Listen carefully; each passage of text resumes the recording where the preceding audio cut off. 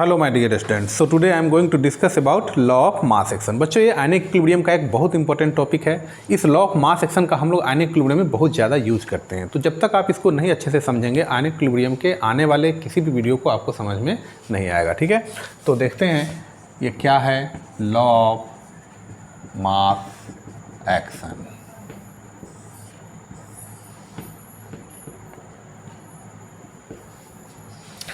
ठीक है बच्चों, तो ये लॉ बच्चों क्या कहता है?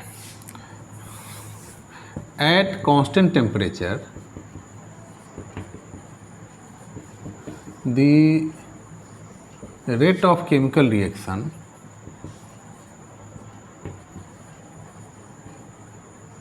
is directly proportional to the product of active masses of reacting substance। बच्चों, एक सिंपल ये लॉ क्या कहता है, इसको जरा सिंपल वे में इसको हम लोग समझने की कोशिश करते हैं। At constant temperature the rate of chemical reaction is directly proportional to the product of active masses of reacting substances. बच्चों, यहाँ पर एक टर्म हमने यूज किया है एक्टिव मास। ये एक्टिव मास क्या होता है, हम लोग को इसको जरा समझ लेना है। एक्टिव मास बच्चों कहते हैं किसी भी रिएक्टिंग सब्सटेंस के अगर कंसंट्रेशन को अगर हम मोलरिटी के टर्म में एक्सप्रेस करते हैं।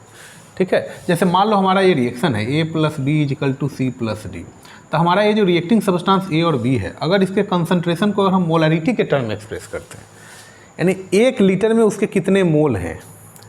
मोलरिटी मीन्स, मोलरिटी बच्चों जानते हो ना, number of moles of solute present in 1 litre of solution. तो इसके कंसंट्रेशन को अगर हम मोलरिटी के टर्म में एक्सप्रेस करते हैं, तो वही कंसंट्रेशन जो होता है ना बच्चों, इस A का एक्टिव मास होता है। एक्टिव मास को बच्चों हम लोग बिग ब्रैकेट के अंदर लिखते हैं। This one represent active mass of A, this one represent active mass of B, this one represent active mass of C। ठीक है बच्चों, active mass means number of moles of reacting substance present in 1 litre of solution. 1 litre में उसके कितने number of moles हैं, that is represent the active mass of the substance. ठीक है बच्चों, तो ये एक्टिव मास समझ में आ गया, means concentration in terms of molarity. ये आपको ध्यान में रखना है। ठीक है, तो बच्चों मान लो एक रिएक्शन मैं लेता हूँ A + B = C + D। ये मेरे पास एक रिएक्शन है। इस रिएक्शन में बच्चों क्या देख रहे हो, इसमें अगर फॉरवर्ड रिएक्शन की बात करें तो फॉरवर्ड रिएक्शन में A और B हमारा रिएक्टेंट है, और अगर मैं बैकवर्ड रिएक्शन की बात करूं तो इसमें C और D हमारा रिएक्टेंट हो गया। तो according to law of mass action बच्चों, अगर मैं इसका रेट निकालूं, रेट ऑफ फॉरवर्ड रिएक्शन, इसको अगर बच्चों मैं रिप्रेजेंट करूं RF से, तो क्या कहता है, at constant temperature the rate of chemical reaction is directly proportional to, बच्चों ये डायरेक्टली प्रोपोर्शनल का साइन है, to the product of active masses of reacting substance, या एक्टिव मासेज ऑफ बच्चों रिएक्टेंट भी आप लिख सकते हैं। Reacting substance means what, reactant. तो बच्चों फॉरवर्ड रिएक्शन में मेरा रिएक्टेंट कौन है, A और B है। तो ये जो रेट ऑफ फॉरवर्ड रिएक्शन होगा, ये directly proportional to product of concentration of A and B according to law of mass action. यही तो है बच्चों लॉ ऑफ मास एक्शन। ठीक है, तो यहाँ से अगर बच्चों मैं यहाँ से अगर मैं RF को निकालूँ, तो बच्चों इस प्रोपोर्शनलिटी साइन को हटाते हैं तो एक कांस्टेंट लगाते हैं, तो ये हो जाएगा KF × में A × B। ये तो आपको समझ में आ रहा होगा बच्चों। यहाँ पर KF जो है इसको हम लोग कहते हैं rate constant of forward reaction, where KF is rate constant of forward reaction. ठीक है बच्चों, तो ये समझ में आ गया। सिमिलरली बच्चों, अगर हम रेट ऑफ बैकवर्ड रिएक्शन निकालें, रेट ऑफ बैकवर्ड रिएक्शन, तो क्या होगा बच्चों, जब बैकवर्ड रिएक्शन के लिए बच्चों हमारा रिएक्टेंट कौन हो जाएगा, C और D कंबाइन करके हमारा क्या बना रहा है बच्चों, A और B। तो इस केस में according to law of mass action, rate of backward reaction is directly proportional to the product of concentration of reactant. बच्चों यहाँ रिएक्टेंट हमारा कौन है, C और D है, तो यहाँ हम लिखेंगे C और यहाँ क्या लिखेंगे, D लिखेंगे। तो सिमिलरली बच्चों, अगर मैं इस प्रोपोर्शनलिटी साइन को हटाऊँगा तो यहाँ पर हो जाएगा KB C × D। ठीक है बच्चों, ये KB हमारा यहाँ बच्चों क्या होगा, यहाँ KB होगा, KB is rate constant of backward reaction. Backward reaction. ठीक है बच्चों, तो क्लियर हो गया। इस इक्वेशन को बच्चों 1 मानना है, इस इक्वेशन को हम 2 मान लेते हैं। अच्छा, इक्विलिब्रियम पे बच्चों आप तो जानते हो इक्विलिब्रियम पर क्या होता है, मैं आपको पहले ही बता चुका हूँ। इक्विलिब्रियम पे रेट ऑफ फॉरवर्ड रिएक्शन और रेट ऑफ बैकवर्ड रिएक्शन दोनों क्या हो जाता है, इक्वल हो जाता है। ठीक है बच्चों, so at equilibrium RF equal to RB, ये तो आप जानते हो। इक्विलिब्रियम पे बच्चों जिस रेट से रिएक्टेंट प्रोडक्ट में कन्वर्ट होता है उसी रेट से बेटा प्रोडक्ट किस में कन्वर्ट होता है, रिएक्टेंट में कन्वर्ट होता है। So at equilibrium rate of forward reaction is equal to rate of backward reaction. तो अगर मैं इसमें RF का वैल्यू बच्चों यहाँ से उठाकर डाल दूँ इक्वेशन 1 से, RF इजिकल टू क्या है, KF A इंटू B, और RB का वैल्यू यहाँ से डालते हैं बच्चों, RB इजिकल टू क्या है, KB C इंटू D। ठीक है बच्चों, एक सिंपल सा मैथमेटिकल कैलकुलेशन है।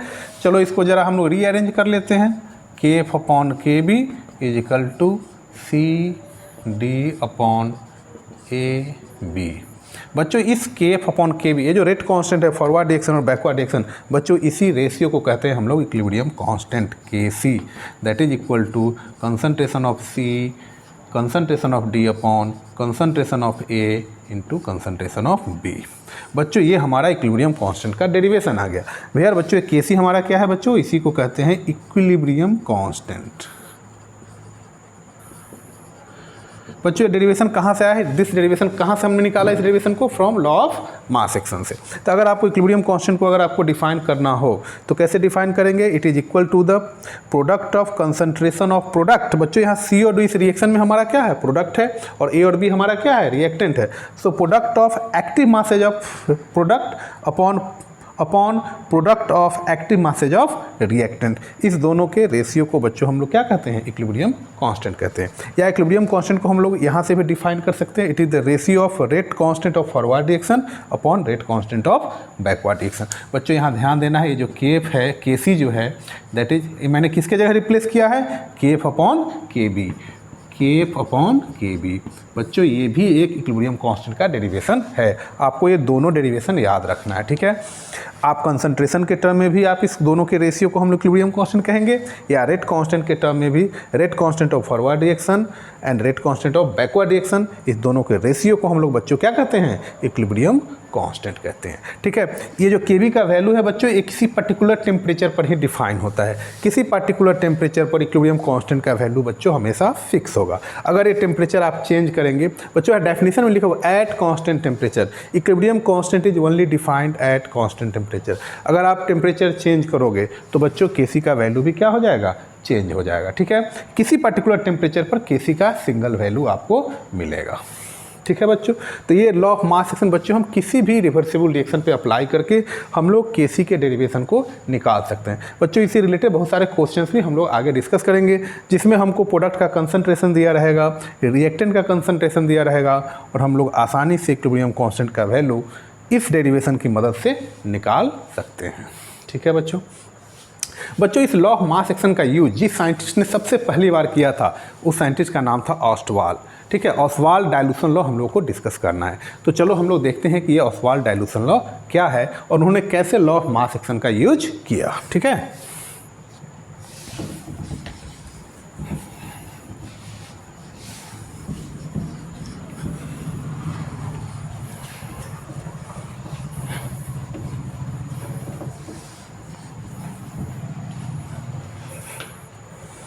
बच्चों हमारा जो अगला टॉपिक है दैट इज ऑस्वाल्ड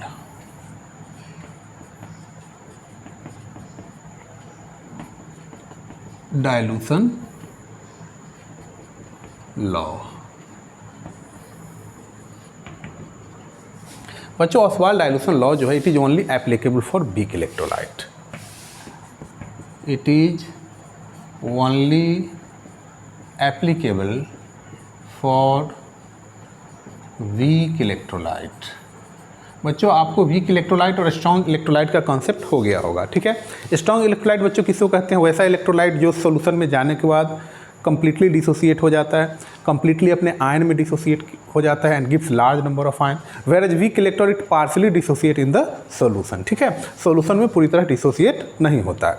बच्चों ओसवाल ने क्या कहा कि जो वीक इलेक्ट्रोलाइट्स होते हैं उसके डिसोसिएशन को आप इंक्रीज कर सकते हो अगर आप सॉल्यूशन को डाइल्यूट करते जाओ। डाइल्यूशन बढ़ा देने से बच्चों, अगर आप डाइल्यूशन बढ़ाना मीन्स अगर सॉल्वेंट को आप ऐड करते जाओ तो हम वीक इलेक्ट्रोलाइट के डिसोसिएशन को क्या कर सकते हैं, इंक्रीज कर सकते हैं। ठीक है, और इसी लॉ को बच्चों हम लोग कहते हैं ओसवाल्ड डाइल्यूशन लॉ। ओसवाल ने क्या कहा कि वीक इलेक्ट्रोलाइट के अगर डिसोसिएशन को बढ़ाना है तो सॉल्यूशन को आपको क्या करना पड़ेगा, डाइल्यूट करना पड़ेगा। ठीक है, on increasing dilution by increasing dilution means what, by increasing dilution means बच्चों बाय एडिंग सॉल्वेंट।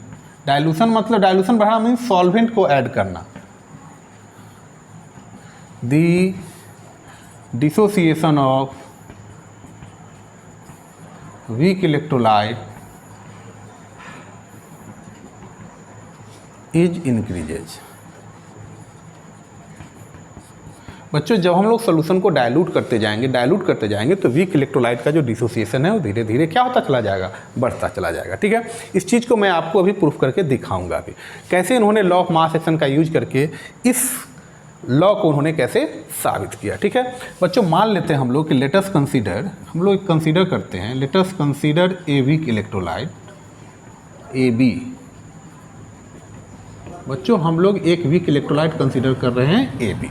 ठीक है, ये ए बी जब एक्वस सोल्यूशन में गया then it dissociate and gives A plus aqueous and B minus aqueous. ठीक है, it dissociate and gives A plus and B minus, ये आयन में डिसोसिएट हो गया। ठीक है बच्चों, इनिशियली में मान लेते हैं शुरू में जब रिएक्शन स्टार्ट नहीं हुआ था बच्चों, इनिशियली मान लो इस वीक इलेक्ट्रोलाइट का कंसंट्रेशन C है। ठीक है, तो जब रिएक्शन स्टार्ट नहीं होगा तो ये आयन तो कुछ बनेंगे नहीं, इसका कंसंट्रेशन क्या होगा बच्चों, 0 होगा। और जब रिएक्शन स्टार्ट हो जाने के बाद जब इक्विलिब्रियम में एग्जिस्ट कर गया होगा, अच्छा जब बच्चों इक्विलिब्रियम में एग्जिस्ट करेगा तो आपको पता होना चाहिए कि जब रिएक्शन स्टार्ट होता है तो रिएक्टेंट का अमाउंट घटता है, रिएक्टेंट के मॉलिक्यूल्स डिसोसिएट करते हैं और प्रोडक्ट का अमाउंट क्या होता है, बढ़ता है। तो घटते घटते एक बच्चों ऐसा सिचुएशन आएगा जब आपको लगेगा कि रिएक्टेंट और प्रोडक्ट का कंसंट्रेशन क्या हो गया, फिक्स हो गया, इक्वल हो गया, अब उसके बाद उसमें कोई चेंजिंग नहीं हो रहा है। तो वो जो सिचुएशन होता है बच्चों, उस सिचुएशन को कहते हैं इक्विलिब्रियम का सिचुएशन। ठीक है, तो क्या होगा इक्विलिब्रियम पे, एट इक्विलिब्रियम बच्चों इसका अमाउंट तो घटेगा।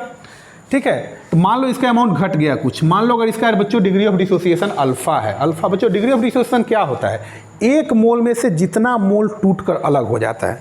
मान लो रिएक्टेंट का अगर 1 मोल है तो इस 1 मोल से जितना मोल डिसोसिएट हो जाएगा ना, उसी को कहते हैं बच्चों डिग्री ऑफ डिसोसिएशन, जिसको हम लोग अल्फा से रिप्रेजेंट करते हैं। तो 1 मोल से सपोज करो अल्फा अगर डिसोसिएट हुआ तो C अगर मोल होगा तो C से कितना डिसोसिएट हो जाएगा, C अल्फा डिसोसिएट हो जाएगा। 1 से अल्फा, 2 से 2 अल्फा, 3 से 3 अल्फा, तो C से कितना अल्फा डिसोसिएट होगा, C अल्फा डिसोसिएट हो जाएगा। तो C अल्फा तो बच्चों डिसोसिएट होकर प्रोडक्ट में चेंज हो गया। तो इक्विलिब्रियम पर इस AB का अमाउंट बचेगा क्या, C minus C alpha. Equilibrium पर बच्चों ये जो वीक इलेक्ट्रोलाइट है इसका C minus C alpha amount बचेगा। तो यहाँ से C अल्फा बच्चों डिसोसिएट हुआ है तो यही तो प्रोडक्ट में कन्वर्ट होगा, तो हमारा A और B का अमाउंट क्या बनेगा, C अल्फा और C अल्फा। देखो बच्चों इसका ये जो स्टाइक्योमेट्रिक से इस कॉन्सेप्ट आपका क्लियर हो जाएगा। 1 मोल जब AB डिसोसिएट हो रहा है then it produce 1 mole of A plus and 1 mole of A minus. तो जितना मोल ये डिसोसिएट होगा बच्चों उतना ही मोल इसका फॉर्म भी होगा। ठीक है, तो अगर ये C अल्फा डिसोसिएट हुआ है तो इसका C अल्फा फॉर्म होगा। बच्चों यहाँ पर अल्फा हमारा क्या है बच्चों, ये degree of dissociation, alpha is what, degree of dissociation. ठीक है, ये आपको ध्यान में रखना है। और ये C अल्फा क्या है बच्चों, dissociation of electrolyte at equilibrium. Equilibrium पर बच्चों इसका C अल्फा डिसोसिएट कर गया, टूट गया, तो बचा हुआ अमाउंट क्या होगा बच्चों, C माइनस C अल्फा। ठीक है, अब क्या किया गया बच्चों कि इस इक्वेशन पर हम लॉ ऑफ मास एक्शन लगा देते हैं। और सवाल ने क्या किया, इस पर लॉ ऑफ मास एक्शन का यूज किया। तो according to law of mass action बच्चों इसका जो इक्विलिब्रियम कांस्टेंट होगा जो इस वीक इलेक्ट्रोलाइट का होगा उसका वैल्यू क्या होगा, K इक्वल टू क्या उन्होंने बताया, product of concentration of product, तो ये हो जाएगा A plus B minus upon AB according to law of mass action. ठीक है बच्चों, यहाँ पर K बच्चों क्या है, K आपका आयोनाइजेशन, एक आयोनाइजेशन कांस्टेंट आप कहेंगे, वीक इलेक्ट्रोलाइट का एक आयोनाइजेशन कांस्टेंट है। ठीक है, या आप इसको इक्विलिब्रियम कांस्टेंट भी कह सकते हैं। वीक इलेक्ट्रोलाइट के केस में बच्चों इसको आयोनाइजेशन कांस्टेंट कहते हैं फॉर ऑफ वीक इलेक्ट्रोलाइट। तो यहाँ से अगर बच्चों हम K का डेरिवेशन निकालेंगे तो A प्लस का वैल्यू आपको पता है बच्चों, यहाँ C alpha upon C minus C alpha. तो यहाँ से अगर हम इसको सॉल्व करेंगे तो क्या होगा बच्चों, C अल्फ़ा अपॉन C को कॉमन लेंगे तो 1 माइनस अल्फ़ा, तो ये क्या बचेगा, C alpha square upon 1 minus alpha.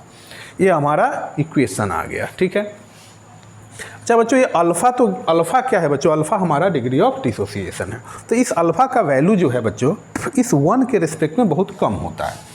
Alpha is very very less in comparison to 1, so it is neglected. हम इसको नेग्लेक्ट कर सकते हैं। क्यों बच्चों, चूँकि ये वीक इलेक्ट्रोलाइट है। वीक इलेक्ट्रोलाइट तो ऐसे ही बच्चों कम डिसोसिएट करता है सोल्यूशन में जाने पे। तो ये 1 का अल्फ़ा का वैल्यू बच्चों इस 1 के रिस्पेक्ट में बहुत कम होता है। तो हम इस अल्फ़ा को इस 1 के रिस्पेक्ट में क्या कर सकते हैं, नेगलेक्ट कर सकते हैं। तो हमारा इक्वेशन क्या हो जाएगा, K इजिकल टू हो जाएगा C अल्फ़ा स्क्वायर। ठीक है, यहाँ से बच्चों अगर हम अल्फ़ा निकालेंगे तो क्या हो जाएगा, K अपॉन C का रूट होगा। बच्चों ये हमारा अल्फ़ा क्या है, अल्फ़ा से आप परिचित है बच्चों, इसको कहते हैं degree of dissociation. Alpha is degree of dissociation. अच्छा, इस इक्वेशन को अगर आपको देखें ध्यान से, अगर आप देखेंगे बच्चों तो यहाँ अल्फ़ा और कंसंट्रेशन में कैसा रिलेशनशिप है, अल्फ़ा और कंसंट्रेशन में बच्चों इन्वर्सली रिलेशनशिप है। Here alpha is inversely related to concentration, यानी अगर हम सॉल्यूशन का कंसंट्रेशन बढ़ाएंगे बच्चों तो क्या होगा, डिग्री ऑफ डिसोसिएशन हमारा घटेगा। अच्छा, कंसंट्रेशन का अगर अल्फ़ा इन्वर्सली प्रोपोर्शनल है तो वॉल्यूम का क्या हो जाएगा, ये वॉल्यूम का ये डायरेक्टली प्रोपोर्शनल हो जाएगा बच्चों, ये it is directly proportional to volume. Concentration बच्चों क्या होता है, याद करो, C इक्वल टू आपने पढ़ा होगा N अपॉन V होता है। कंसंट्रेशन निकालने का फॉर्मूला होता है N upon V, number of moles of solute divided by volume of solution in litre. In terms अगर मोलरिटी के टर्म में अगर हम कंसंट्रेशन को डिफाइन करें बच्चों तो C इक्वल टू होता है N अपॉन V। तो अगर यहाँ पर बच्चों कंसंट्रेशन, देखो बच्चों कंसंट्रेशन और वॉल्यूम में कैसा रिलेशनशिप है, इन्वर्सली रिलेशनशिप है। अल्फ़ा अगर कंसंट्रेशन से इन्वर्सली रिलेटेड है तो बच्चों वॉल्यूम से क्या होगा, ये डायरेक्टली रिलेटेड हो जाएगा। Alpha is directly proportional to volume. Volume means what, volume means alpha is directly proportional to dilution. ठीक है बच्चों, वॉल्यूम मीन्स डायलूशन। वॉल्यूम कैसे सॉल्यूशन का बढ़ता है, जब हम सॉल्वेंट को ऐड करते जाएंगे तो सॉल्यूशन का वॉल्यूम बढ़ेगा। ठीक है, यानी कि डिग्री ऑफ डिसोसिएशन जो होता है डायलूशन के डायरेक्टली प्रोपोर्शनल होता है। यही तो हमारा ओसवाल डायलूशन लॉ है। ओसवाल ने क्या कहा था, जब वीक इलेक्ट्रोलाइट में हम सॉल्वेंट को ऐड करते हैं, सॉल्वेंट का ऐड करना मीन्स डायलूशन को जब हम इंक्रीज करते हैं तो वीक इलेक्ट्रोलाइट का डिग्री ऑफ डिसोसिएशन बच्चों इंक्रीज कर जाता है। ठीक है, इस बात को ओसवाल ने यहाँ law of mass action formula का यूज करके इसको यहाँ पे उन्होंने प्रूफ किया। ठीक है बच्चों, alpha is directly proportional to dilution, यानी डायलूशन बढ़ाने से किसी भी वीक इलेक्ट्रोलाइट के डिग्री ऑफ डिसोसिएशन को हम इंक्रीज कर सकते हैं। ठीक है बेटा, तो समझ में आ गया होगा ओसवाल डायलूशन लॉ क्या है। Oswal dilution law is only applicable for what, only applicable for weak electrolyte. ठीक है बच्चों, ये स्ट्रॉन्ग इलेक्ट्रोलाइट के केस में एप्लीकेबल नहीं है। ठीक है, तो आज इस वीडियो में मैंने आपको 2 कॉन्सेप्ट बताया। First law of mass action, और उस लॉ ऑफ मास एक्शन कैसे ओसवाल ने यूज करके ये साबित किया कि हम वीक इलेक्ट्रोलाइट के डिग्री ऑफ डिसोसिएशन को हम डायलूशन के द्वारा क्या कर सकते हैं, बढ़ा सकते हैं। ठीक है बच्चों, तो आज के लिए इतना ही। Thank you.